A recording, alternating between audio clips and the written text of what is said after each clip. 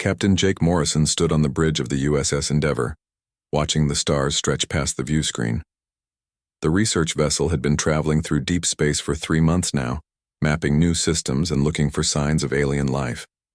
Jake ran his hand through his dark hair and checked the time. Another quiet day in the middle of nowhere. "Captain, I'm picking up something strange on sensors," called Lisa Chang from her position at the communications station. She was young, but sharp with quick fingers that danced across her console. "There's an energy signature coming from the next system. It's not natural." Jake walked over to look at her readings. Dr. Emily Watson, the ship's chief scientist, joined them. Emily was in her 30s with bright eyes that missed nothing. She studied the data with interest. "This pattern is definitely artificial," Emily said. "Whatever is creating this signal, it's big. Really big." "How big are we talking?" Jake asked. "Based on the energy output, I'd say at least 10 times the size of our ship. Maybe bigger." Sergeant Mike Torres entered the bridge. He was a tough Marine with broad shoulders and scars on his hands from years of fighting. "Captain, the crew is getting excited about these readings. Should I tell them to prepare for contact procedures?" Jake thought for a moment. First contact with an alien species was always dangerous, but it was also why they were out here. "Yes. Sergeant, have everyone ready, but keep weapons powered down. We don't want to seem hostile." The Endeavour changed course toward the mysterious signal. As they got closer, their sensors revealed more details.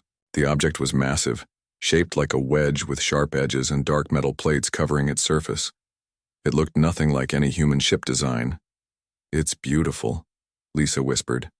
"And terrifying." "Captain," Emily said, studying her readings, "I'm detecting multiple smaller ships around the main vessel.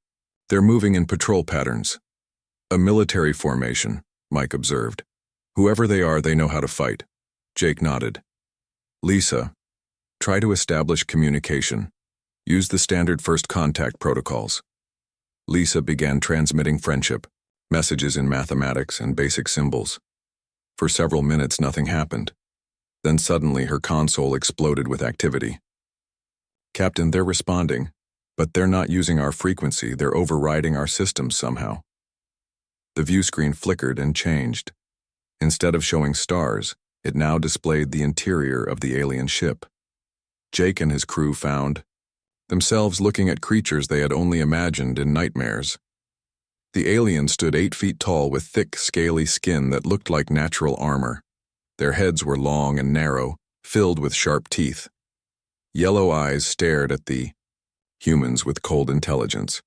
Claws extended from their fingers, each one sharp enough to cut metal. One of the creatures stepped forward. When it spoke, the words came through the ship's speakers in perfect English. "I am Commander Razek of the Vorthak Empire. You have entered our space without permission. Your species is unknown to us. You will surrender your vessel immediately or be destroyed." Jake stepped closer to the screen. "Commander Razek, I am Captain Morrison of Earth. We come in peace. We were exploring and meant no harm to your people." The alien commander tilted his head, studying Jake like a scientist might study an insect. "Earth. Another weak world to add to our empire. You humans look soft and small, but appearances can lie. We will test you to see if you have any worth." "Test us?" Emily asked. "All species must prove their strength or serve the strong. This is the way of the Vorthak. You will come aboard our ship. If you refuse, we will take you by force." Mike stepped forward, his hand moving toward his weapon. "Captain, we should fight. Our ship is fast. We might be able to escape." Jake held up his hand to stop him. On the screen, he could see dozens of Vorthak warriors behind their commander.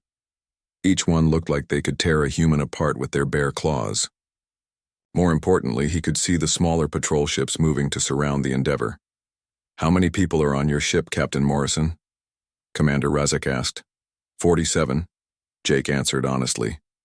47 lives hang in the balance. Choose wisely. Surrender and be tested, or resist and watch your crew die in the cold of space." Jake looked around the bridge at his people. Lisa was pale but determined.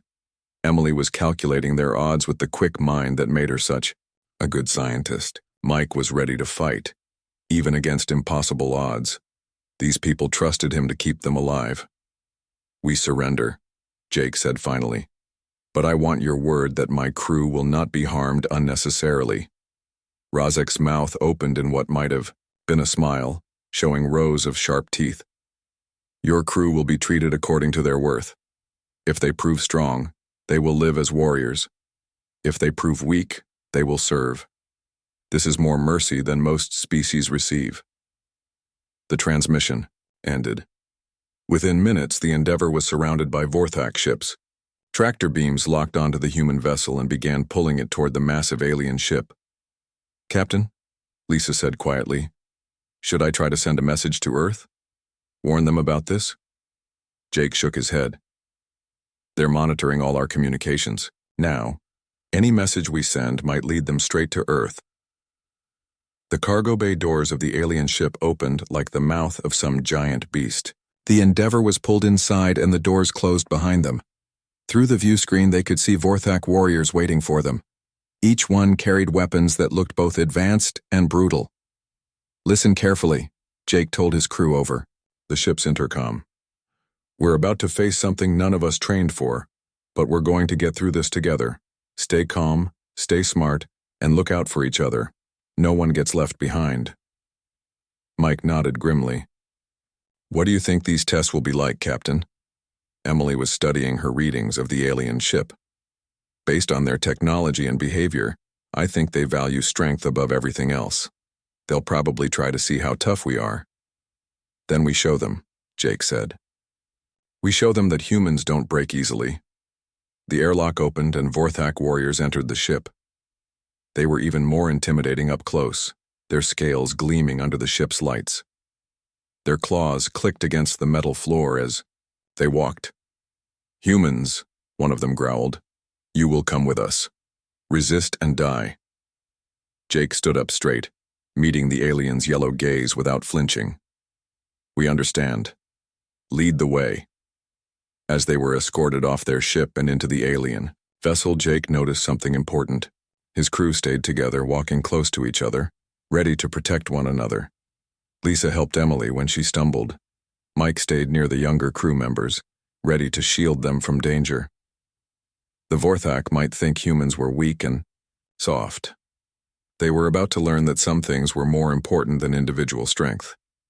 They were about to discover what happened when survival met loyalty, and why that made humans the most dangerous species in the galaxy. The real test was just beginning. The Vorthak ship was a maze of dark corridors and metal walls. Jake Morrison walked with his crew through passages that seemed designed to make visitors feel small and afraid. The ceiling was low for the tall aliens, but felt crushing to the humans. Red lights cast everything in an angry glow. Commander Razek led them personally, his claws clicking on the floor with each step. Behind him walked a dozen Vorthak warriors, each one watching the humans with hungry yellow eyes. Jake noticed how they moved like predators, always ready to strike. "Your species fascinates me, Captain Morrison," Razek said without turning around. "You are smaller than most we have conquered, weaker looking, yet you do not cower like the others did." "Maybe because we have nothing to be ashamed of," Jake replied. Razek stopped walking and turned to face him. The alien commander was even more intimidating up close. His scales were thick as armor plates, and old scars marked his face and arms. These were the marks of countless battles. "We shall see. Many species have claimed to be brave. All of them learned the truth about themselves in our testing chambers." They entered a huge room that looked like an arena. The floor was covered in sand, and the walls rose up high on all sides. Balconies filled with Vorthak spectators looked down at the center. Jake counted at least 200 aliens watching them. "This is where you will prove your worth," Razek announced. "Each test will show us what you truly are, warriors or slaves, hunters or prey."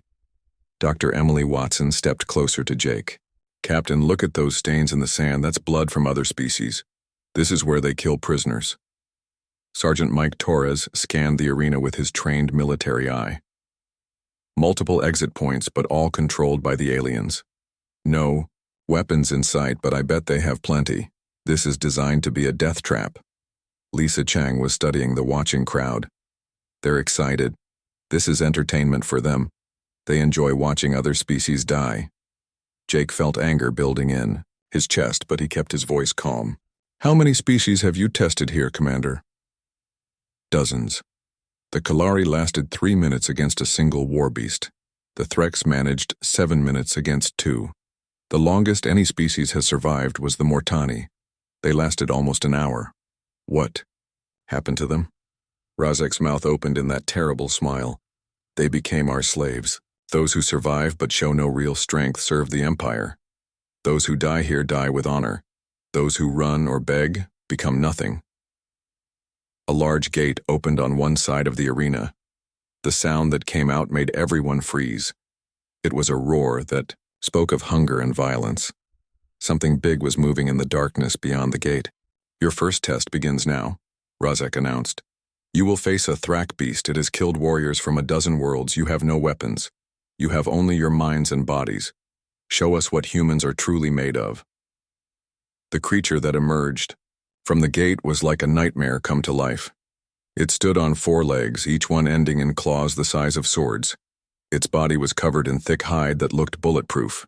The head was all teeth and rage, with small red eyes that fixed on the humans immediately. The Vorthak crowd cheered as the beast charged toward Jake and his crew.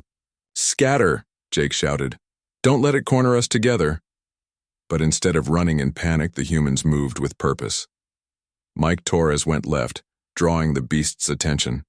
Emily Watson and Lisa Chang went right, looking for anything they could use as weapons. Jake stayed in the center, ready to help whoever needed it. The beast went after Mike first, seeing him as the biggest threat. Mike rolled away from its claws, using his military training to stay just out of reach. But the creature was fast and strong. It would catch him soon.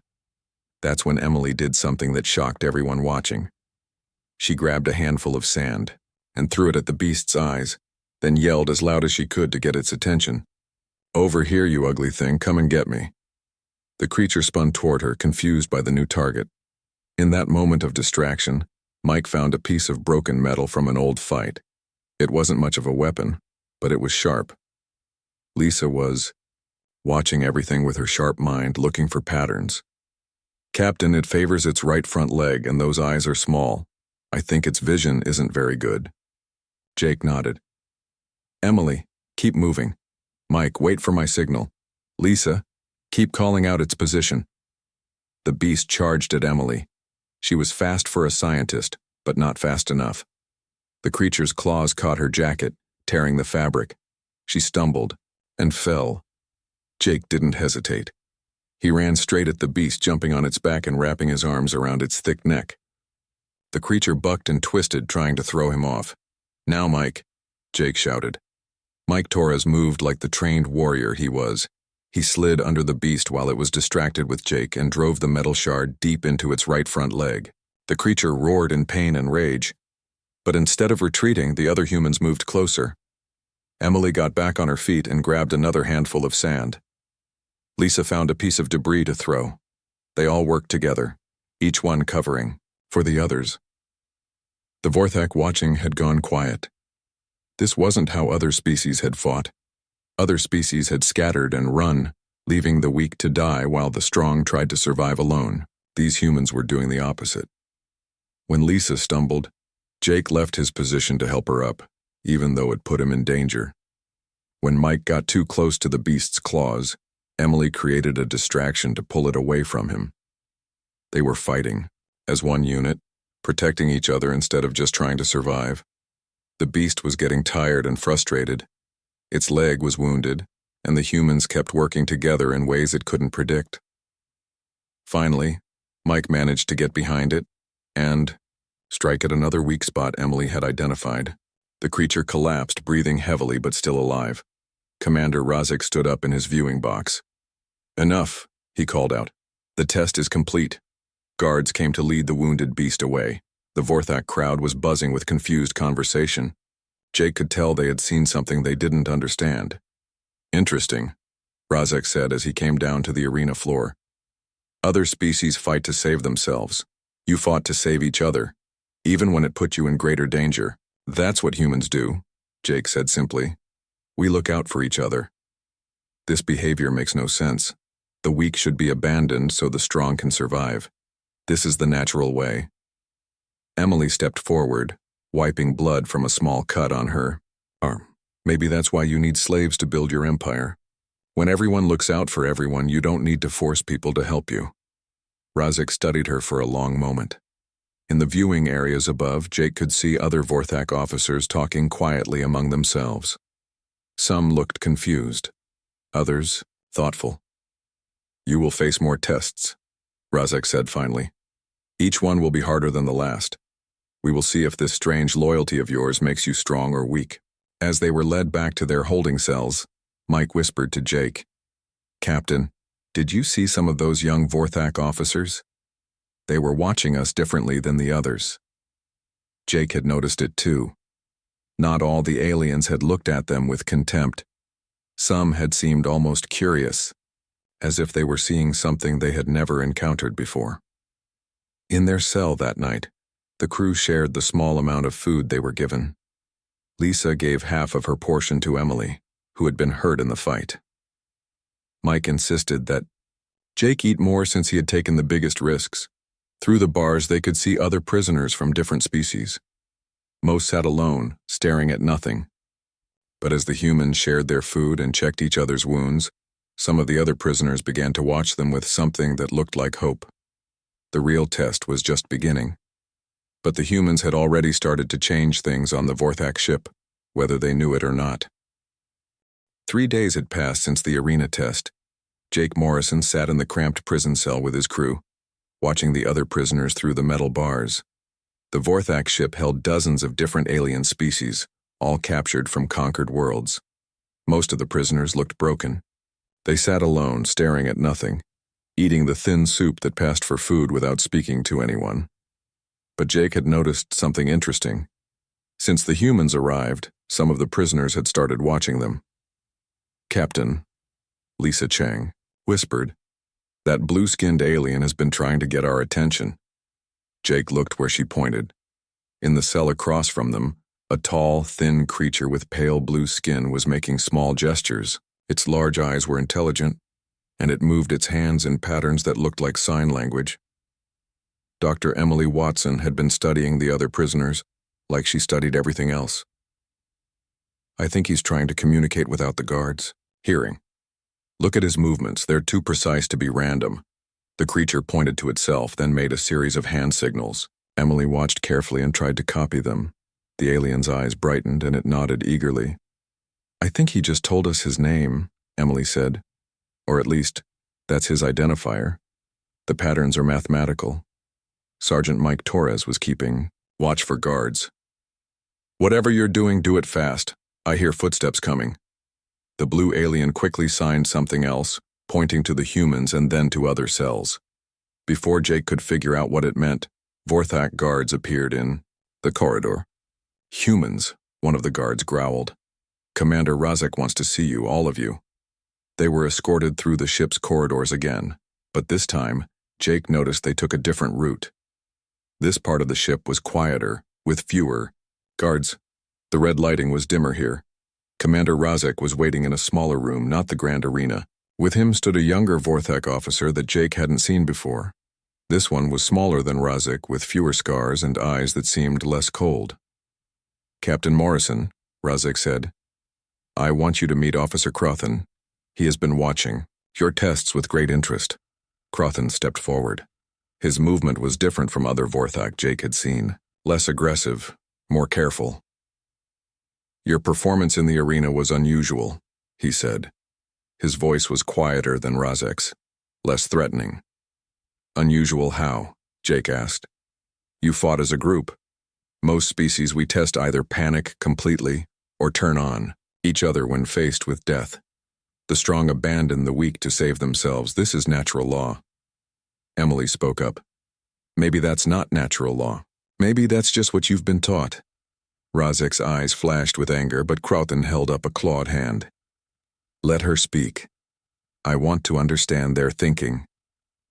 When we work together, we're all stronger, Emily continued. When we abandon each other, we all become weaker. Your way creates slaves and masters. Our way creates families and teams. Crothan was quiet for a long moment. Families, he repeated slowly, as if testing the word. You mean breeding groups? No, Jake said. We mean people who choose to care about each other. People who would rather die than see their friends suffer. This makes no logical sense, Razek interrupted. The strong should survive. The weak should serve or die. This is how nature works. Mike Torres stepped forward. Commander, with respect, how's that working out for your empire? You've conquered dozens of worlds, but you need slaves to build your ships and grow your food. If your way was really stronger, wouldn't you be able to do everything yourselves? The question hit something unexpected. Razek's face showed confusion for just a moment before anger took over. But Crothan looked thoughtful. You suggest that our strength comes from the weakness of others? Crothan asked. I'm suggesting that real strength comes from making others strong too, Mike replied. Later, back in their cell, the humans found that the blue-skinned alien was waiting for them. This time he spoke in broken but understandable words. I am Thalen, he said quietly. My people were traders. We helped many worlds share knowledge and goods. The Vorthak came to our world 15 years ago. What happened to your people? Lisa asked. Most died in the first attack. Some became slaves. A few, like me, were kept as translators and guides. I have seen many species brought here for testing. You are the first to show kindness to others. Jake leaned closer to the bars. Thalen, how many prisoners are on this ship? 200, maybe more. From 20 different worlds. Most have forgotten hope. But since you came, some remember what freedom felt like. Emily was taking notes in her head, the way scientists do. Thalen, do you know what the Vorthak planned to do with Earth? Thalen's large eyes grew sad. They will study your world first. Learn about your weapons, your numbers, your weaknesses. Then they will attack. If your people fight well, some will become warriors in the Vorthak fleet. If they fight poorly, they will become slaves. Either way, your world will be added to the Empire. The humans sat in silence for a moment, thinking about their home world in danger. Unless, Thalen added quietly, something changes here first. What do you mean? Jake asked. Officer Crothan is not like the others. He is young for a Vorthak, and he questions the old ways. There are others like him. They have never seen anything like what you showed in the arena. Mike was interested now. You think some of them might rebel against their own system? Perhaps. But it would take something powerful to make them change everything they believe. That night, Jake made a decision. When the food was distributed, he called out to the other prisoners in nearby cells. Anyone who's hungry, we'll share what we have. The response was immediate. Some prisoners looked scared, thinking it was a trap, but others moved closer to their cell doors. An old creature with gray fur pushed a younger one forward. A reptilian being with broken wings offered something from its own food bowl. For the first time in years, the prison level of the Vorthak ship became something like a community. Prisoners who had not spoken to each other in months began to share not just food, but stories. Hope began to spread like light in a dark room. From the shadows of the corridor, Officer Crothan watched it all. He had come to check on the prisoners as part of his duties. Instead, he witnessed something that challenged everything he thought he knew about strength and weakness.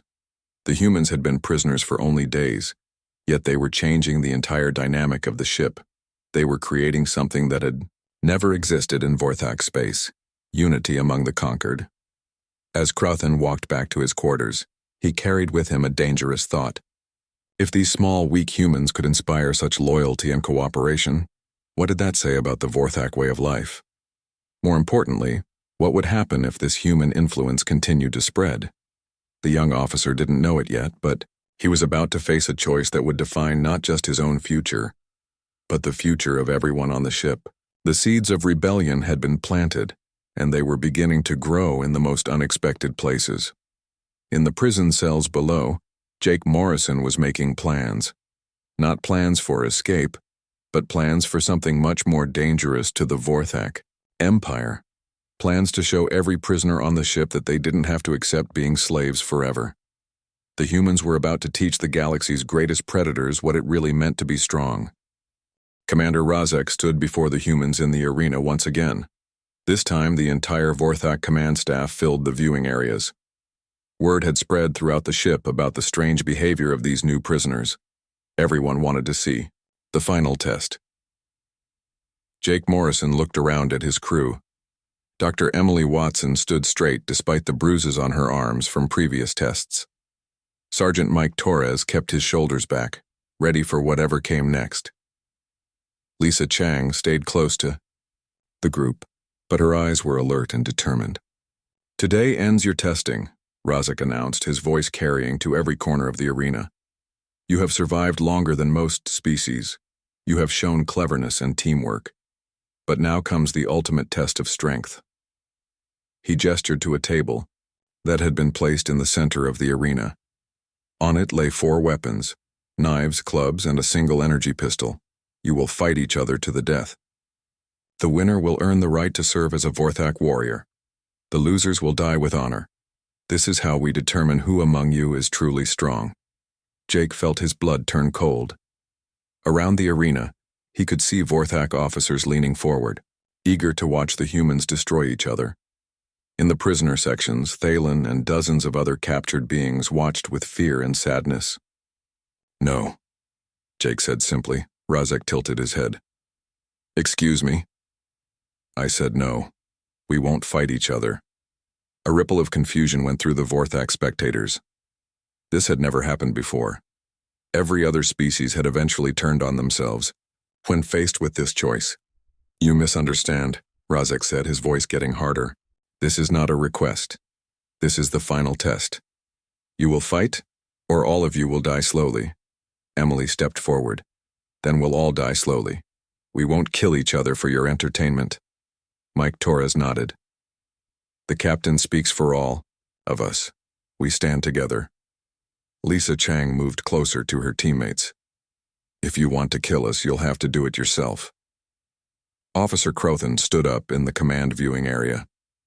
Jake could see the young Vorthak looking troubled. Other younger officers around him were whispering among themselves. Razek's face showed pure disbelief. "You would rather die than prove which of you is strongest? This goes against every natural instinct. Maybe your definition of natural is wrong," Jake replied. "Maybe real strength comes from protecting others, not defeating them." "Impossible," Razek snarled. "Guards, bring in the torture devices. We will start with the weakest and work our way up. Surely they will break when they watch their friends suffer." Several guards wheeled in terrible-looking machines designed to cause pain. Jake felt his crew move closer together, forming a small circle. But then something unexpected happened. Lisa Chang stepped forward away from the group.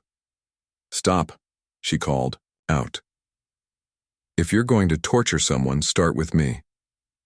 "Lisa, no," Jake started to say, but she held up her hand. "I'm the communications officer. I'm not a soldier or a scientist. By your logic, I'm the weakest, so start with me." Before anyone could stop her, Mike Torres stepped out of the circle too. "Actually, I'm the biggest threat to you. If you're going to hurt anyone, it should be me." Then Emily moved forward. "I'm the one who figured out how to hurt your arena beast. I'm the most dangerous one here." Jake realized what they were doing and felt his heart swell with pride and break with fear at the same time. He stepped forward to join them. "No, I'm the captain. I'm responsible for everyone. Take me first." All 4 humans now stood in a line, each one volunteering to die for the others. The arena had gone completely silent. In thousands of years of conquest, the Vorthak had never seen anything like this. Species always tried to save themselves by sacrificing the weak. These humans were doing the opposite. In the viewing area, Officer Crothan stood up abruptly. "This is madness," he called out. "Commander Razek, these beings are showing true courage. To destroy them would be the act of cowards, not warriors." Razek spun toward him, rage in his yellow eyes. "You forget your place, Officer Crothan. Sit down." But Crothan didn't sit. Instead, he climbed over the barrier and dropped into the arena. Several other younger Vorthak officers followed him. No, Commander, you forget what it means to be Vorthak. Our ancestors were hunters, yes, but they were also protectors of their packs. They fought for honor, not for the pleasure of watching others suffer. Our ancestors were strong because they conquered the weak, Razek shot back. Were they? Crothan gestured toward the humans. These beings are showing more strength than I have seen in years of service.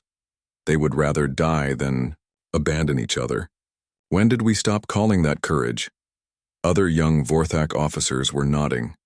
In the prisoner sections, captured beings were standing up, watching this confrontation with growing hope. You are weak, Crothan, Razek declared. You and all who think like you. Guards, arrest them all. But when Razek looked around, he realized something shocking. Many of his guards were hesitating. They too had been affected by what they had witnessed. Commander, one of the older guards said, perhaps Officer Crothan has a point. These humans have shown honor. That's when Jake Morrison did something that changed everything. Instead of staying safely in his group, he walked over to stand beside Crothan. Officer Crothan, he said, loud enough for everyone to hear. You said your ancestors were protectors. What were they protecting? Their families, their young, their way of life. Then be like your ancestors. Protect what matters. Emily joined. Them, then Mike, then Lisa. One by one, the humans stood with the young Vorthak officer who had spoken up for them. This is rebellion, Razek declared. I will have you all executed. No, said another voice. An elderly Vorthak officer stood, up in the command area. Commander Razek, I have served this empire for 50 years. I have seen us conquer world after world. But I have also seen what we have become. These humans remind me of what we once were. More voices joined in. Not all of the Vorthak, but enough to matter. The ship was dividing into two factions. Those who wanted to destroy the humans and continue the old ways, and those who were beginning to question everything they had believed. Razek looked around at his fracturing command and made a desperate decision. If you will not see reason, then you will see death. Guards loyal to me, activate the ship's self-destruct sequence. Better to die than to let this weakness spread.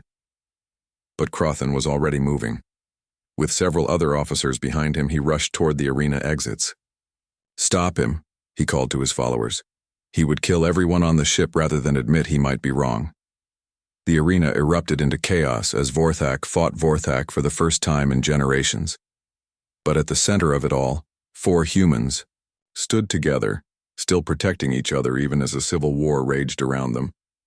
Jake Morrison looked at his crew and felt something he hadn't expected to feel as a prisoner on an alien ship. Hope. They had done something impossible. They had shown the galaxy's most feared predators that there was another way to be strong. Now they just had to survive long enough to see if that lesson would take root. The battle for the soul of the Vorthak Empire had begun, and it started with 4 humans who refused to abandon each other. The Vorthak ship shook as explosions echoed through the corridors. Jake Morrison and his crew found themselves in the middle of a civil war they had accidentally started.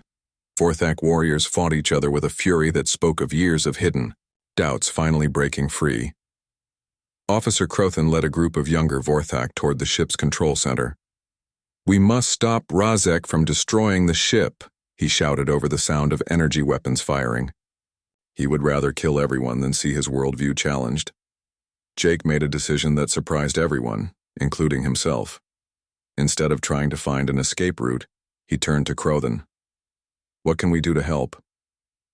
The young Vorthak officer stopped running and stared at him.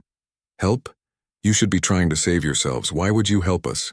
Because this isn't just about us anymore, Emily Watson said, checking a wound on Lisa Chang's arm from debris. If Razek wins, nothing changes. More worlds get conquered. More species become slaves. Mike Torres was studying the ship's layout that Crothan had showed them. Besides, we started this mess, we should help finish it. Through the ship's communication system, they could hear Razek's voice screaming orders. All loyal Vorthak. Eliminate the traitors and the humans. The old ways must be preserved, weakness cannot be allowed to spread. But other voices were answering him now. Voices of Vorthak who had been quietly questioning their empire's methods for years. The humans had given them permission to speak what they had only dared to think. This way, Crothan said, leading them through a maintenance corridor. We can reach the detention levels and free the other prisoners. If Razek's forces control those areas, they'll use the prisoners as hostages. As they moved through the ship, Jake saw something that filled him with both hope and worry. The prisoners they had inspired were not just sitting in their cells anymore. Wherever Crothan's forces had freed them, they were joining the fight. Thalan, the blue-skinned translator, was helping coordinate between different species who couldn't speak each other's languages. The old gray-furred creature was using his knowledge of the ship's systems to guide rebel forces.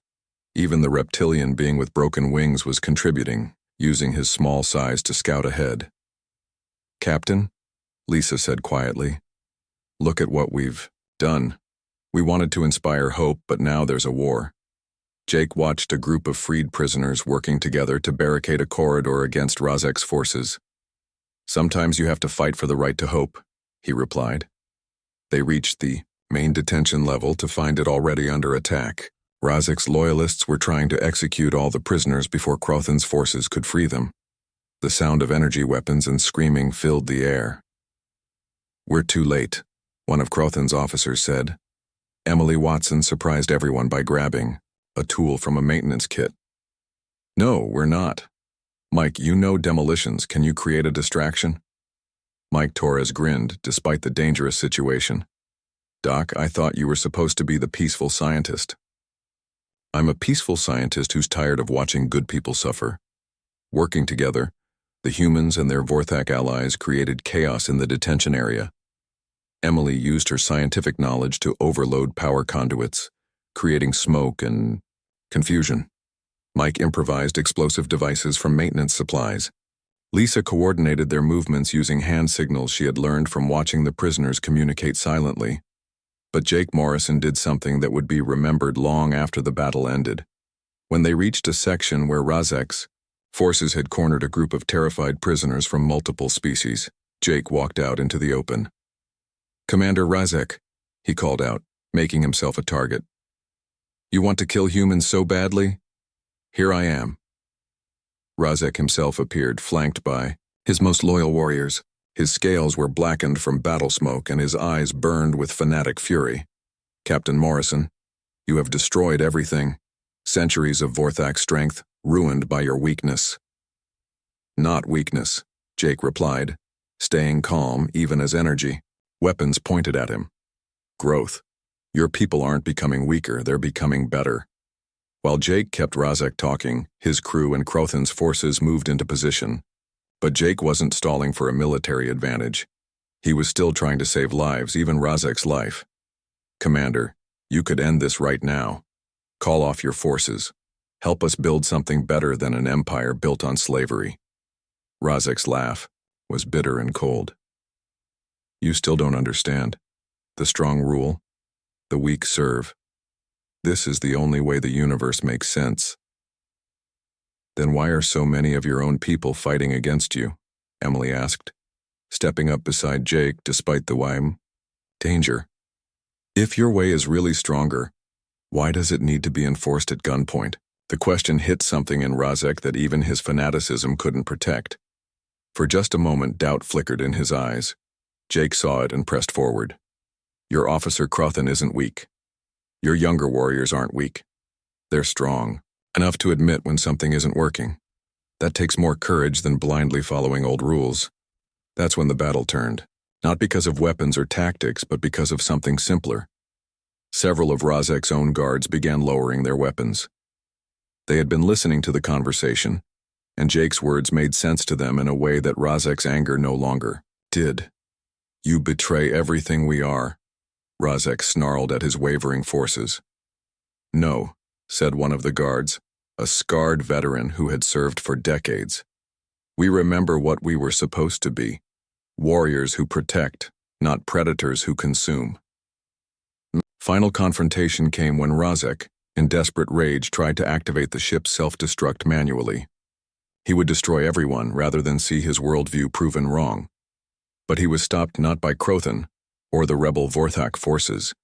but by Thalan and a group of freed prisoners.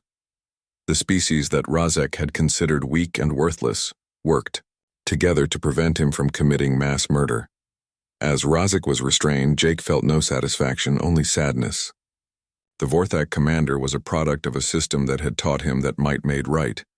Now that system was crumbling, and he couldn't understand why. "What happens now?" Lisa asked as the fighting died down throughout the ship. Crothan looked around at the mixed groups of Vorthak rebels and freed prisoners. "Now we try to build something new, something that has never existed in this galaxy." "What's that?" Mike asked. "A society where being strong means making others strong too." Emily smiled despite her exhaustion. "You were paying attention to our conversations." The immediate battle was over, but Jake knew the real challenge was just beginning. They had one ship full of converts in an empire of thousands of vessels. The Vorthak Empire wouldn't just let them sail away to spread their dangerous ideas about cooperation and equality. As if reading his thoughts, Crothan approached him. "Captain Morrison, we cannot return to any Vorthak world. They would execute us all as traitors. But we cannot run forever either." Jake looked around at the former prisoners from 20 different worlds, at young Vorthak officers who had risked everything for a new idea, at his own crew who had never wavered in their loyalty to each other. "Then we don't run," he said. "We build. We show the galaxy that there's a better way to be strong." Through the ship's view screen, stars waited in the darkness. Somewhere among them were worlds still under Vorthak oppression, species still enslaved, people still waiting for hope. The rebellion had begun on one ship, but it wouldn't end there. The humans had taught the galaxy's greatest predators that true strength came from protecting others, not defeating them.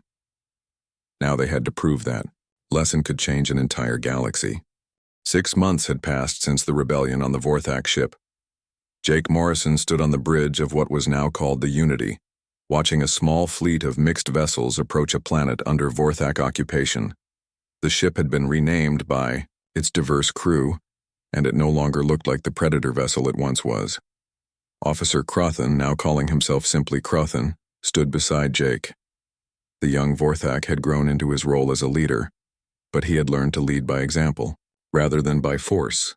His scales bore new scars from battles fought to free other worlds, but his eyes held something they had never contained before: peace with his choices. The planet below is called Nerion, Dr. Emily Watson reported from her science station. Population of about 2 million. They've been under Vorthak rule for 8 years. "What species?" Lisa Chang asked from communications. "Mixed. The original inhabitants were the Neroni, but the Vorthak brought in slave workers from 6 other worlds. Standard imperial control structure." Mike Torres, now serving as tactical coordinator for their mixed crew, studied the planetary defenses.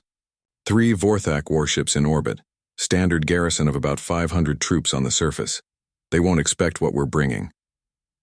Jake looked around the bridge at the crew that had become his extended family. Humans worked alongside reformed Vorthak warriors.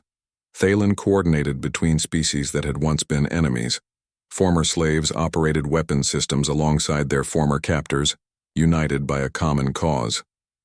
"Thalan," Jake called to their translator and diplomatic specialist, "have you made contact with the resistance movements down there?" "Yes, Captain," Thalan replied in his careful English. "They are surprised but hopeful. Word of our success at the Corin system has spread. They know that change is possible now. The Corin system had been their first real test, a heavily defended Vorthak mining world where thousands of slaves worked in terrible conditions. The Unity's crew had not only freed the slaves, but convinced half the Vorthak garrison to join their cause. The images of Vorthak warriors working side by side with their former prisoners had spread throughout the galaxy. "Incoming transmission from the lead Vorthak ship," Lisa announced. "Put it through." The view screen showed a typical Vorthak commander, all scales and scars and cold authority. But Jake could see uncertainty in his eyes. Word of the rebellion had reached even the most remote outposts. "Unknown vessel, you are in violation of Imperial space. Identify yourself immediately or be destroyed." Crothan stepped forward. Commander Vex, this is Crothan, formerly Officer Crothan of the Imperial Fleet. I am offering you and your forces the chance to join us in building something better. Commander Vex's expression shifted from confusion to recognition to anger. Crothan the traitor, you dare return to Imperial space, you will be executed for your crimes against the Empire. The only crime here is what we've done to ourselves, Crothan replied calmly.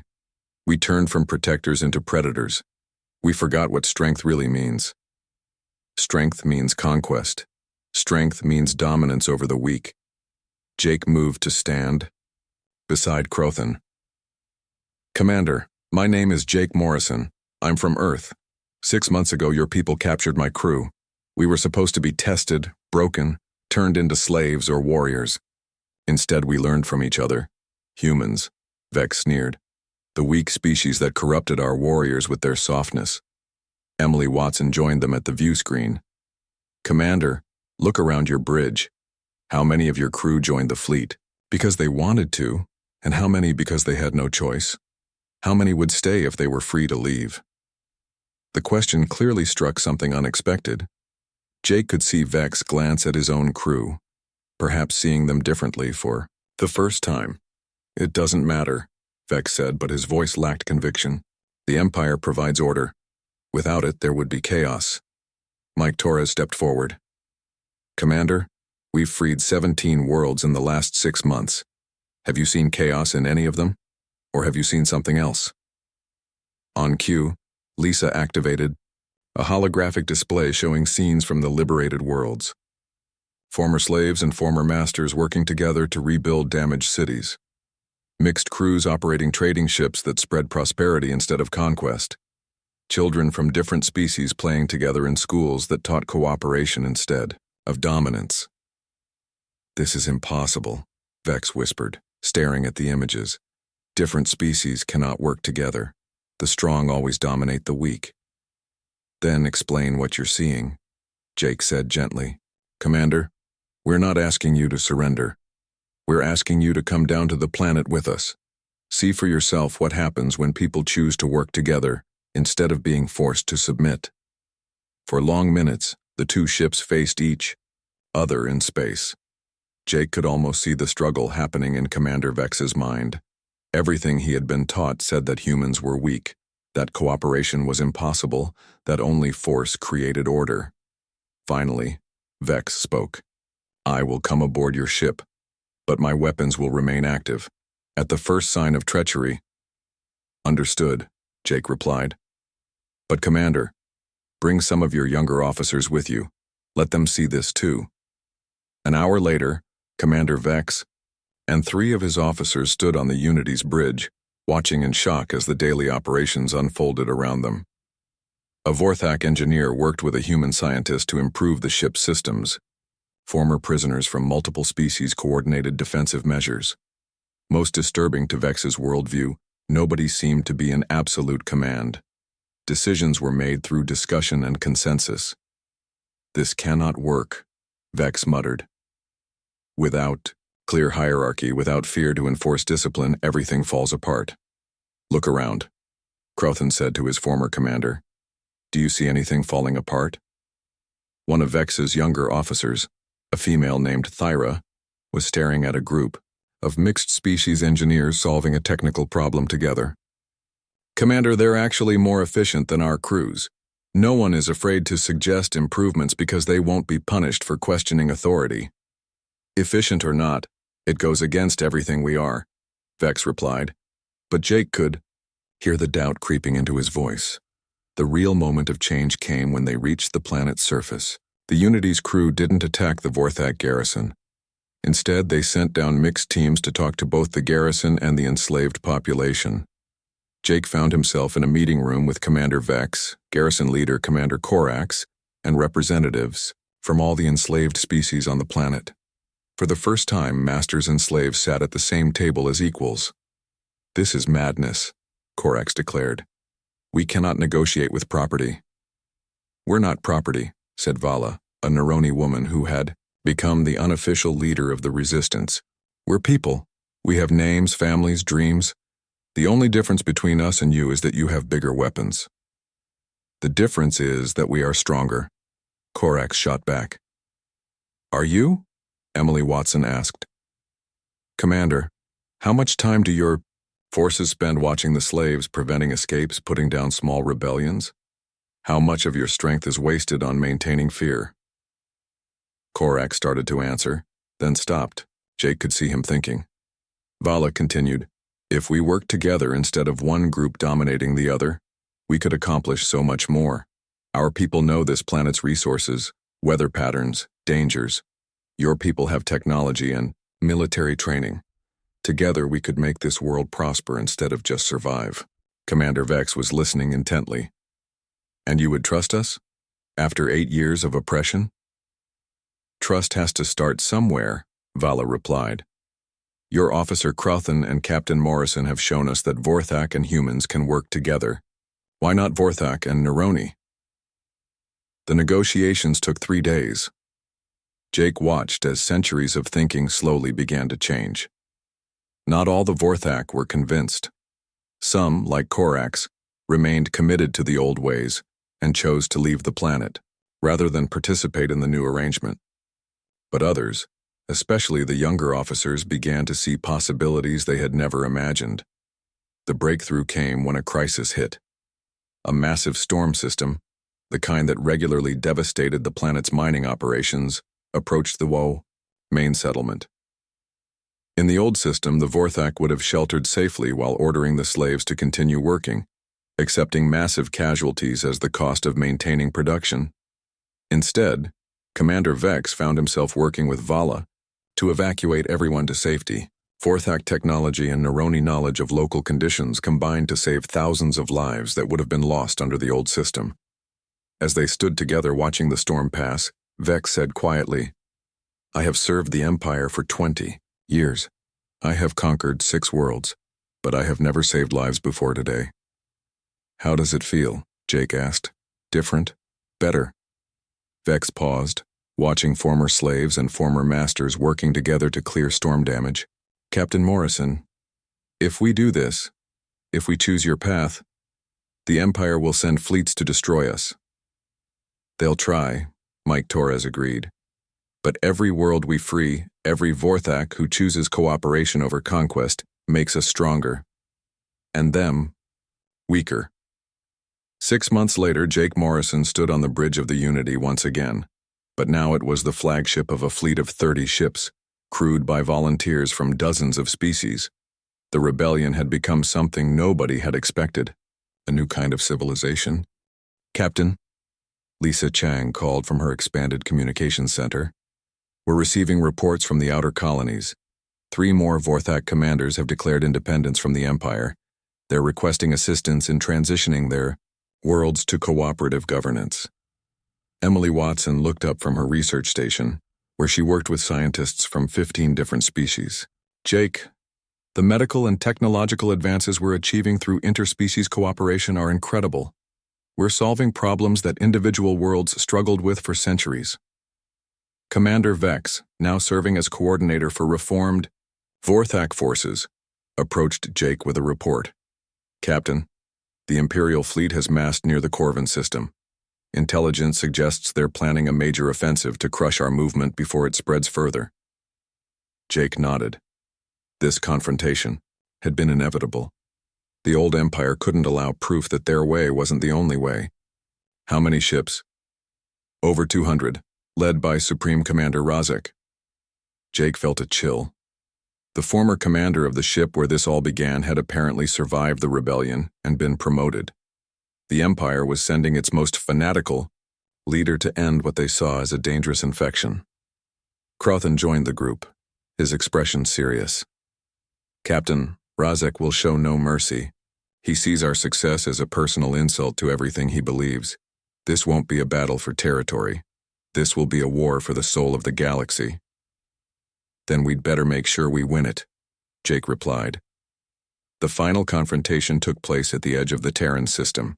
The Empire had decided to strike at Earth itself, believing that destroying humanity's homeworld would break the spirit of the rebellion. They were wrong about many things, but they were right about one. This battle would determine everything. As the two fleets faced each other across the darkness of space, Jake opened communications to the entire Imperial Armada. Supreme Commander Ruzek, this is Captain Jake Morrison. You don't have to do this. Your own people are joining us because they've seen a better way. It's not too late to choose cooperation over conquest. Ruzek's image filled the screen, and Jake was shocked by what he saw.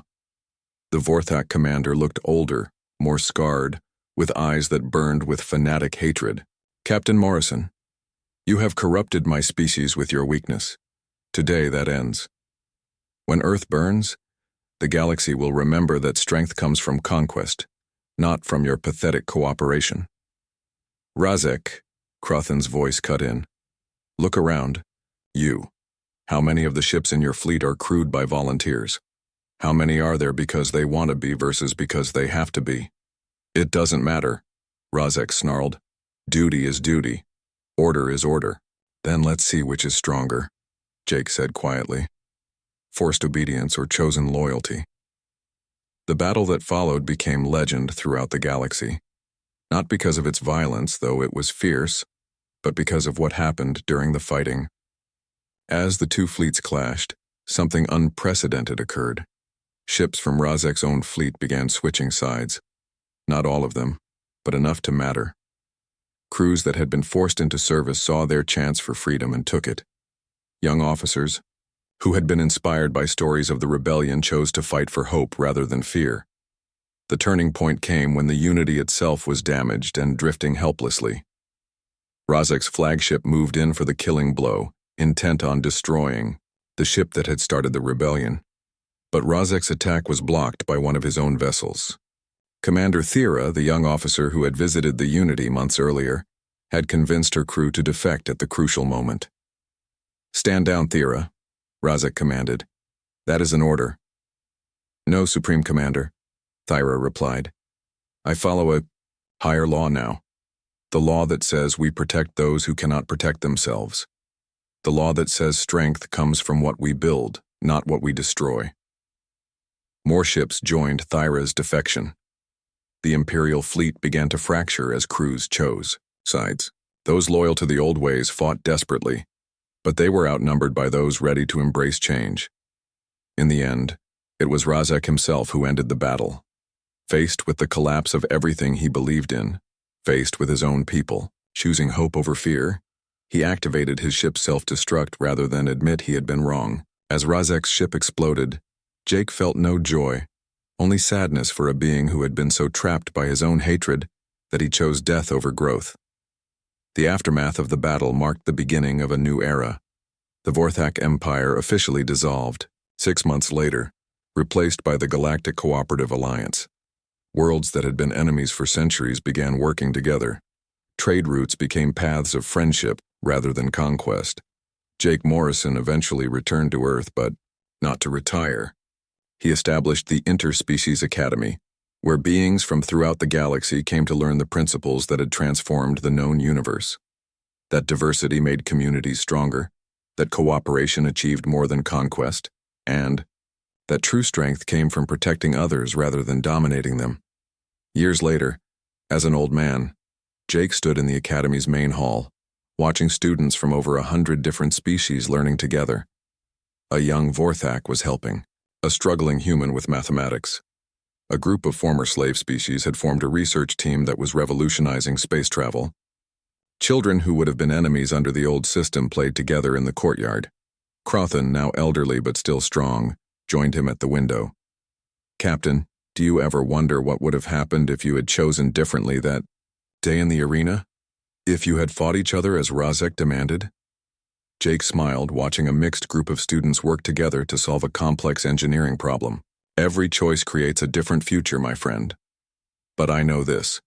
The choice we made, to stand together rather than tear each other apart, created the best future I can imagine. The humans taught us something we had forgotten, Crothan said thoughtfully. That predators who choose to protect rather than consume become something greater than they ever were alone. And you taught us something too, Jake replied, that anyone can choose to be better than they are. That's the real strength humanity represents. Not that we're the strongest or the smartest or the most advanced, but that we never stop believing people can change, can grow, can choose to be heroes instead of villains. As the two old friends watched the next generation learn to build instead of destroy, to cooperate instead of compete, to protect instead of prey upon each other, they knew their work was complete. The galaxy's greatest predators had learned the most important lesson of all. True power came not from what you could take, but from what you chose to give. The humans had kept their promise. They had stood together when it mattered most. And, in doing so, they had shown an entire galaxy what it meant to be truly strong.